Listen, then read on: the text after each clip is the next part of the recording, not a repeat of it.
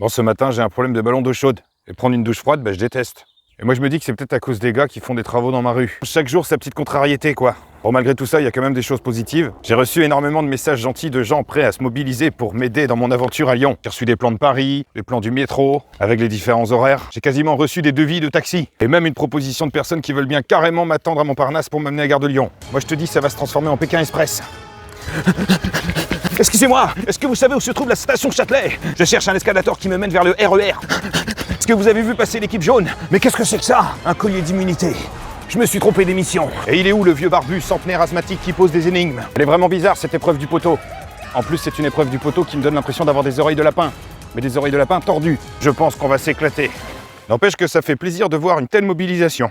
Mais en fait, c'est assez logique parce que qui de mieux qu'un autiste peut comprendre les galères d'un autre autiste. Donc j'en profite vraiment pour vous dire merci. Et puis ça appose une espèce de voile de soulagement dans cette histoire. J'ai même rencontré quelqu'un dont c'est l'intérêt restreint de s'amuser à se repérer dans les différentes lignes de métro. À plusieurs cerveaux, on va y arriver. Ah, il y a un vélo devant moi.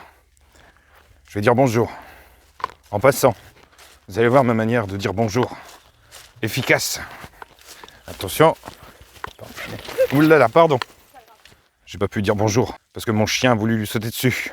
Moi je pense que poser des mots, ça permet de créer le monde. Je rejoins volontiers mon copain Mathieu, qui fait aussi une série de vidéos qui s'appelle #et vous. Il explique tout simplement que le monde se crée là où on porte son attention. Si je porte mon attention sur quelque chose de négatif, je ne verrai que quelque chose de négatif, et finalement le monde pour moi sera négatif. Mais moi le fait de poser des mots, de les diffuser sur les réseaux sociaux, dans mes vidéos, c'est une manière pour moi de me les rentrer dans ma tête.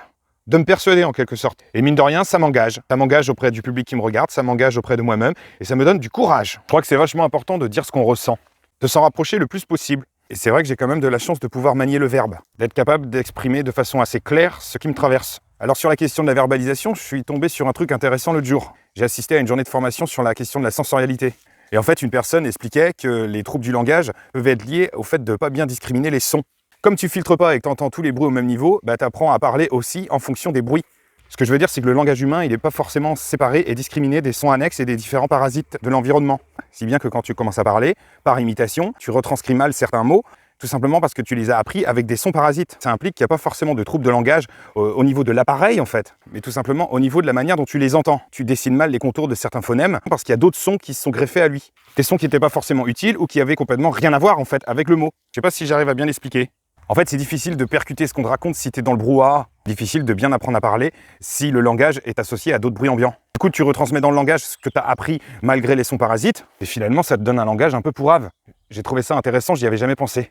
En fait, ça veut dire que la sensorialité est une donne hyper importante dans l'appréhension de l'autisme. Bref, j'ai quand même de la chance de pouvoir exprimer les choses avec des mots. Moi, je me sens pas du tout porte-parole des TSA, c'est pas du tout l'objectif. Mais si ce que je raconte peut apporter à des gens qui n'ont pas forcément les mêmes compétences que moi, il faut que j'y aille. Et donc je pense qu'il faut que j'essaye de me répandre sur YouTube. En ce moment, j'essaye d'étudier les YouTubeurs. J'essaye de comprendre comment ça fonctionne. Et je crois que je parviens à repérer certaines constantes. En fait, j'ai fait pas mal de recherches sur YouTube pour essayer de voir s'il y avait un format qui correspondait au mien. En général, les trucs sur l'autisme, c'est des espèces de tutos ou des grilles d'explications qui te disent ce qu'est un autiste. 10 symptômes pour savoir que tu es autiste. Le top 10 des clichés sur l'autisme. Bref, ce sont des trucs intéressants et qui sont essentiels. Mais t'en as aucun qui promène son chien en parlant devant son téléphone. Je suis le seul. En fait, ce que je veux dire, c'est que je pense que je propose quelque chose qui manque. C'est-à-dire un type qui parle de son quotidien, qui te raconte ce qu'il traverse au moment où il traverse. Je pense que c'est ça mon credo sur YouTube. Parler de mon quotidien. Et mon quotidien, c'est qu'aujourd'hui, je suis ennuyé à cause de mon ballon d'eau chaude.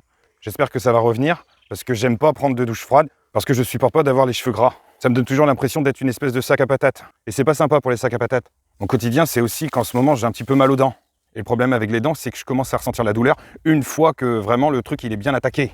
Et la question de la douleur, c'était aussi un chapitre dans ma formation sur la sensorialité que j'ai fait vendredi. Il y avait le témoignage d'une personne qui expliquait exactement la même chose que moi. C'est assez paradoxal. J'ai l'impression d'être un peu chochotte sur certaines douleurs, d'avoir hyper mal pour des trucs qui à la base ne font pas mal, et je vais pas ressentir à certains moments quand il faudrait plutôt que je m'inquiète. Mais en fait, ça m'étonne pas, parce que dans mon profil sensoriel, ça disait que j'étais hypo et hypersensible parfois aux mêmes endroits. Mais alors, aller chez le dentiste, ça c'est difficile. C'est l'agression ultime. Un dentiste, pour moi, c'est un peu comme Voldemort, le Bowser dans Super Mario. En plus, le dentiste, à chaque fois qu'il veut engager des soins conséquents, il me demande toujours d'avoir un certificat du service de neurologie pour être sûr que je ne vais pas faire de crise d'épilepsie, etc. Parce que même si je lui ai dit que je faisais pas de crise d'épilepsie la journée, il a peur qu'une anesthésie générale, ça puisse dégénérer en crise d'épilepsie nocturne, puisque je fais des crises quand je dors. Du coup, ça complexifie le truc. Je pense que je vais pas tarder à prendre rendez-vous quand même. Et vous, en attendant, vous pouvez continuer à réfléchir à l'opération Voyage à Lyon. Salon de l'autisme le 26 et 27 mars. Et vous pouvez aussi vous abonner sur ma chaîne YouTube. Parce que je veux pas dire, en ce moment, le youtubeur autiste, il paye pas de mine. Hein. Il pèse pas lourd dans le game. Et plus j'aurai des abonnés, plus j'aurai des vues, plus je serai mis en avant sur YouTube dans les propositions. Plus il y aura moyen de répandre la bonne parole, se faire connaître comme on est, et faire péter les représentations. Et après, pour tous les clichés et les idées reçues, ce sera la douche froide. Bon, je retourne voir mon ballon.